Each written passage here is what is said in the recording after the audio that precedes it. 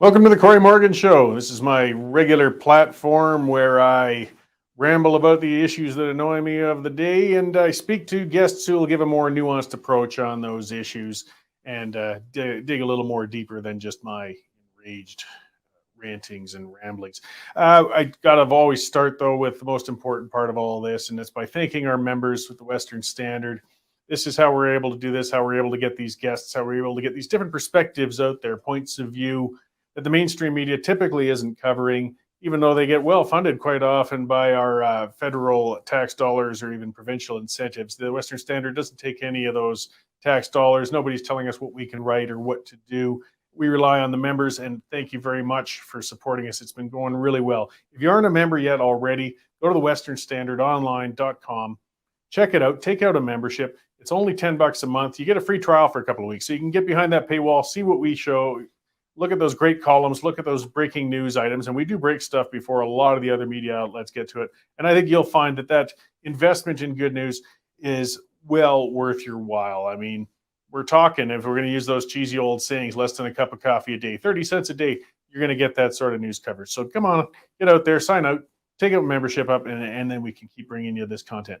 So the big news item this week was on the federal front, the throne speech. You know, that's the annual, or I shouldn't say annual, whenever a new parliamentary session gets kicked off, the Queen's representative, the Governor General, will give a speech that the Prime Minister's office actually wrote for them, but it lays out the general plans and direction of where the next government's going to go, what they're looking to do. So this was more of the same, you know, big on promises, low on details, a lot more spending promises, not much detail on how they're going to get the money to spend. So I figured the best person to talk to break all that down, though, was Franco Terrazzano of the Canadian Taxpayers Federation. He's the federal director. He used to be the Alberta director. They transferred him out to Ottawa. It's such a terrible fate indeed, but he's continuing his important work out there, and he's actually back here in Calgary visiting. So he came into the studio, and we had a great conversation talking about the throne speech, talking about the government policies and where they are going forward. So without further ado, here we go. All right, Franco, well, good to see you again, finally in person. I mean, we've been doing all these remote interviews. You've been doing nothing but remote interviews. We can actually talk face-to-face, but on familiar subject matter as usual. So yeah. Thanks for coming into the Standard Studios. Hey, my pleasure, back in Calgary, and it's not too cold out here for me. No, you got a good weather break this year, coming from the evil east there where you've been reassigned. We've still have, we'll forgive you. Yeah. So, I mean, the top subject this week, you know, we've got federal politics going on. You're the federal director now. The throne speech came out yesterday. Let's start with that. What's your interpretation of what we heard? Well, Cory, as you know, a throne speech really lays out the priorities for the government over the next session. Now, there's a lot to chew on that was in the throne speech, but really, what really stood out to me was what wasn't in the throne speech. So there wasn't a single mention of the deficit. There wasn't a single mention of the debt. And like, I understand, we all understand there's a lot of priorities right now that any government is facing, but come on, this federal government is up to its eyeballs in debt, more than $1 trillion in debt, which means that each Canadian is on the hook for about $30,000 each in federal government debt, massive amount of overspending, tons of government borrowing, and not even a single mention of the debt or deficit. A word that I actually was kind of surprised to hear, but it was mentioned at least, was inflation, which is a consequence of debt and spending and so on. So they do know that it's a challenge. I mean, you think maybe there's a glimmer, though, of economic reality is starting to come into some of the planners with the Liberal government, understanding that they just can't carry on like they have been? Well, I think it might be the key economic issue facing your average Canadian Joe like me or you. And look, it doesn't really take a PhD in economics to understand how the government is driving up these prices. We're seeing unprecedented amount of government spending, massive amounts of government borrowing. We've seen the printing press on overdrive during this pandemic, where you have too many dollars chasing too few goods. Plus, we've also seen tax increases during the pandemic. Now, Cory, you mentioned that they at least mentioned the word inflation, but that's one thing. But on the other hand, they also talked about increasing the carbon tax. So it's kind of weird to talk about reducing the cost of living and then also soaking a family every time they go to the pumps. Yeah, well, climate was, I mean, and again, not terribly surprisingly, a large part of the throne speech. That seems to be where Prime Minister Trudeau really wants to make his stance where he's going to make his mark as a prime minister, is battling climate change and bringing on environmental controls. And I think the emissions cap was mentioned within there as well. But I mean, so we're kind of chilling our energy industry at a time when the world wants it really badly. There's going to be economic consequences from his actions from that front as well. Well, and consumers are paying the price. Right? We've already seen the carbon tax hike increase twice during the pandemic. We're set for another carbon tax hike next April 1st. Yeah, the joke is on taxpayers again. But let's not forget that Trudeau said by 2030, he's going to be increasing the carbon tax to 40 cents per liter of gasoline. But the pain doesn't stop there.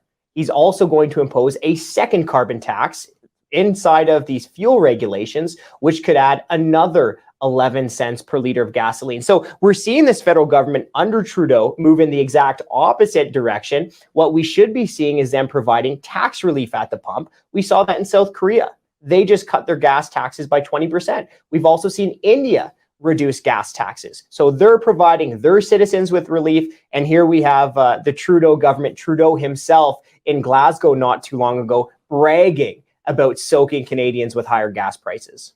Yeah, well, and in British Columbia, your compatriot Chris Sims has made it quite clear, because we've had a carbon tax there for quite some time, and it hasn't a high one. It hasn't reduced people's usage of those products. It's just cost them more to do it. Well, Cory, I mean, can you fill up your car with rainbow dust? Absolutely not. I mean, people, especially people in rural Canada, I mean, Canada's a huge country. We've got a lot of people living in rural communities. You need to be able to fuel your car. Last I checked, Canada's a really cold time.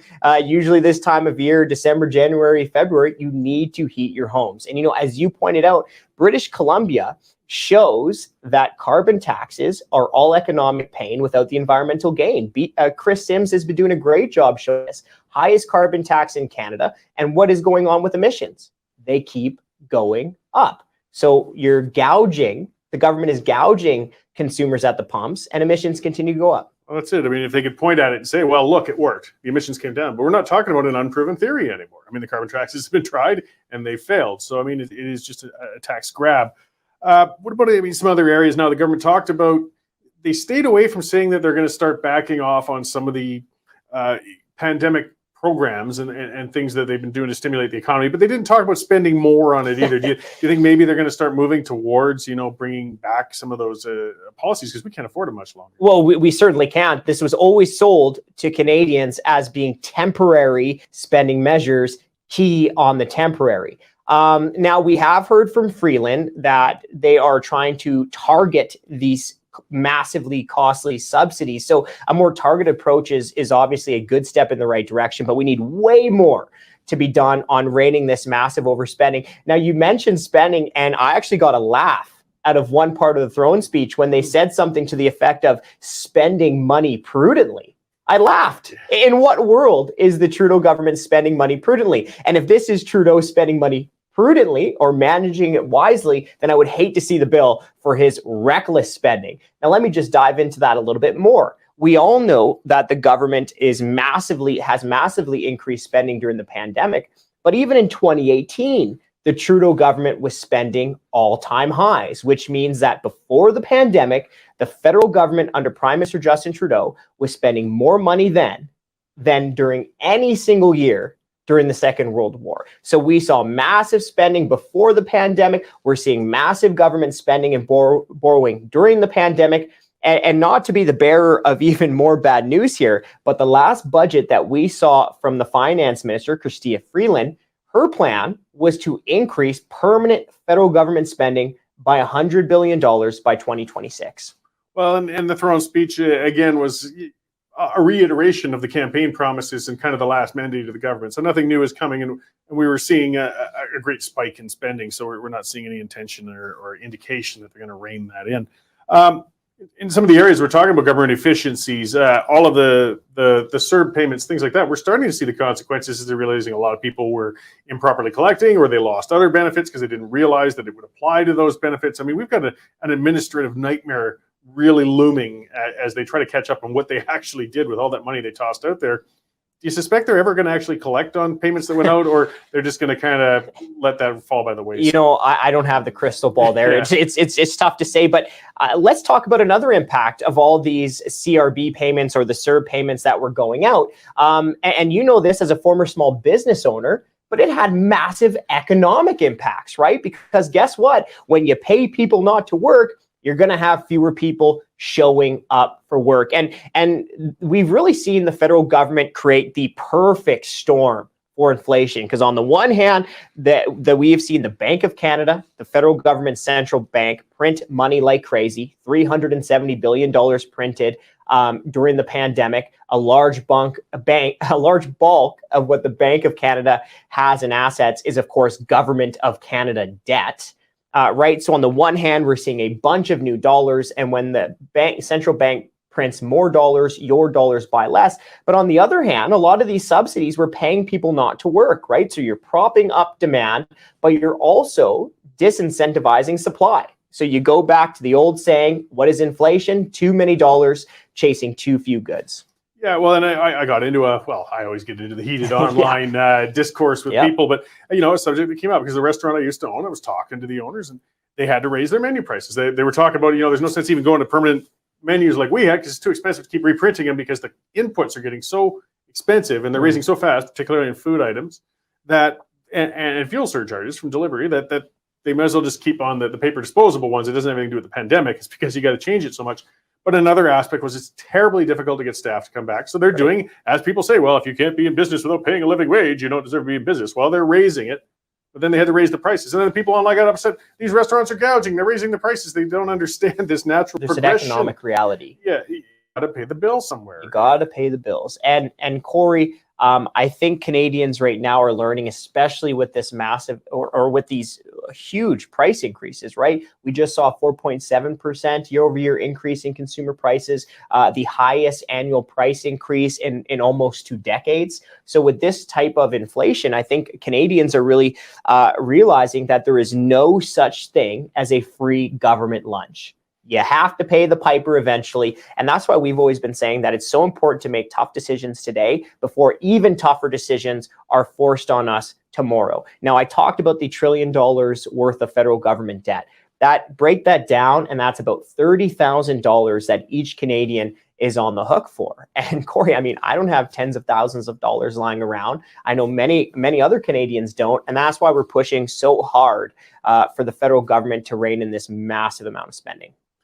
Well, you always do say you tend to be the bearer of bad tidings. Is there any silver lining? Some good things you've seen in Ottawa? Any indications? Let's maybe try and end on somewhere. There's got to be some positive glimmers hiding out there somewhere. Well, we mentioned the fact that Freeland said that she was trying to move towards more targeted COVID-19 subsidies.